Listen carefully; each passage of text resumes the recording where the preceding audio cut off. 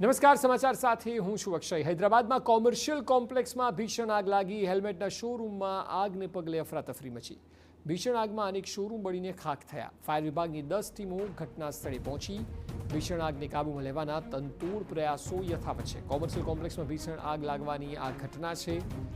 જે પ્રકારના ધુમાડા જોઈ શકાય છે, આગની જ્વાળાઓ જોઈ શકાય છે, તે પરથી એક વાત ચોક્કસ છે કે ખૂબ જ મોટી માત્રામાં આગ ચોક્કસ લાગી છે। આસપાસ ન ફેલાય તો વધારે સારું, એટલા માટે કારણ કે ખૂબ જ વિકરાળ આગ દેખાઈ રહી છે। કોમ્પ્લેક્સમાં આગ લાગી છે અને આગ સમયના દ્રશ્યો અત્યારે ટીવી સ્ક્રીન પર। ફાયર બ્રિગેડની ટીમો ત્યાં પહોંચી છે ઘટના સ્થળે અને તમામ એ પ્રકારે પ્રયત્ન થઈ રહ્યો છે કે આગ જલ્દીથી જલ્દી કાબૂમાં આવે।